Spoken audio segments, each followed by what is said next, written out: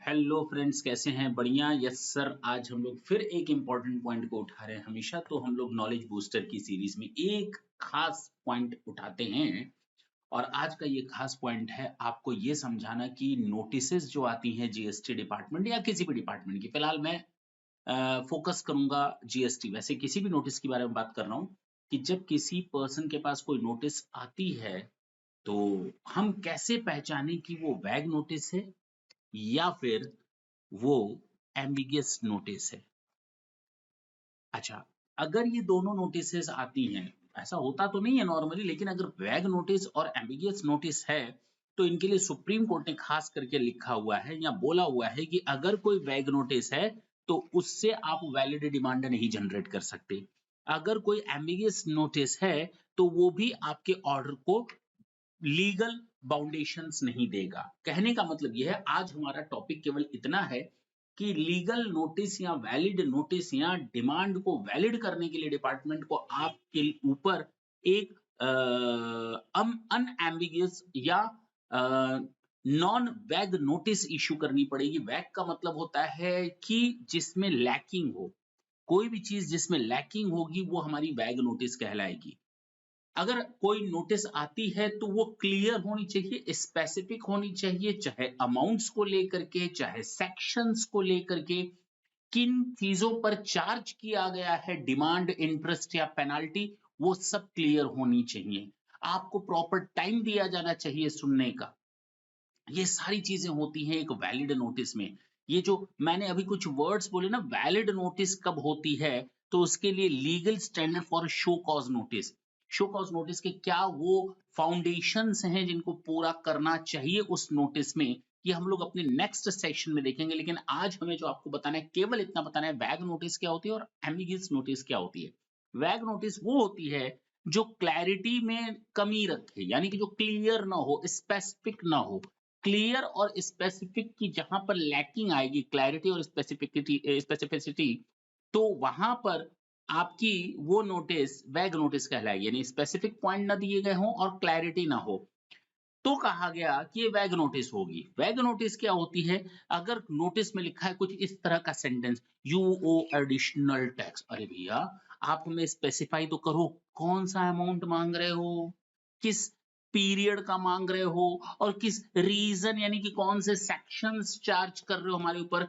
केवल ये बोल देना कि आपको एडिशनल टैक्स देना है, आपके ऊपर ये इंटरेस्ट पेनाल्टी और ये टैक्स लगाया जाता है, आप पेमेंट कर दो, दैट इज नॉट ओके। ये वैग नोटिस कहलाती है। तो क्लैरिटी होनी चाहिए, स्पेसिफिसिटी होनी चाहिए आपकी नोटिस में, अदरवाइज वो वैग नोटिस है। ये एम्बिगियस नोटिस क्या होती है? एम्बिगियस नोटिस का मतलब होता है मल्टीपल वेज से किसी चीज को इंटरप्रेट करना, मल्टीपल वेज से।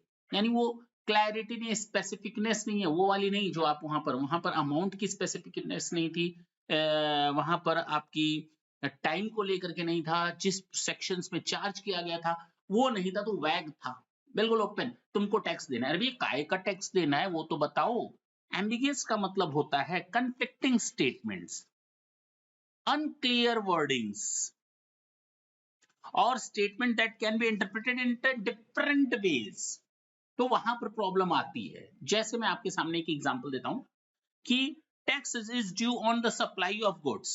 अच्छा जी, तो ठीक है, हमसे डिटेल मांग लो सप्लाई ऑफ गुड्स की, लेकिन आप हमको डिटेल दे दीजिए सर्विसेज की। उड़ी बाबा, पहले सेंटेंस में आप कह रहे हो कि आपके ऊपर सप्लाई ऑफ गुड्स पर टैक्स लगेगा, दूसरे सेंटेंस में कहा कर रहे हो हमको डिटेल दे दो सर्विसेज की। ये काहे की बात होती है भाई?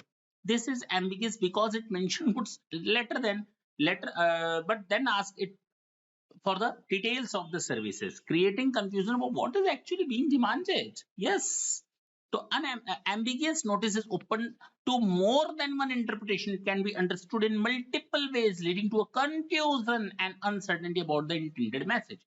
तो कुल मिलाकर आपको ये समझ में आया कि नोटिस कभी भी वैग नहीं होनी चाहिए, वो क्लैरिटी के साथ, स्पेसिफिकनेस के साथ आपके पास आनी चाहिए। उसमें किस अमाउंट के लिए, किस पीरियड के लिए और किस सेक्शंस के तहत आपके ऊपर चार्ज किया जा रहा है, वो सारी डिटेल्स होनी चाहिए। दूसरा, एम्बिगियस नोटिस क्या होनी चाहिए कि वो बिल्कुल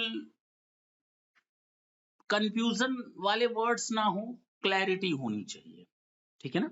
यानी कि एक स्टेटमेंट कुछ और कहता है, उसी का दूसरा स्टेटमेंट उसको कन्फ्लिक्ट करता है, या किसी एक स्टेटमेंट के हम मल्टीपल इंटरप्रिटेशन निकाल सकते हैं, तो उसको हम कहेंगे एम्बिगियस नोटिस।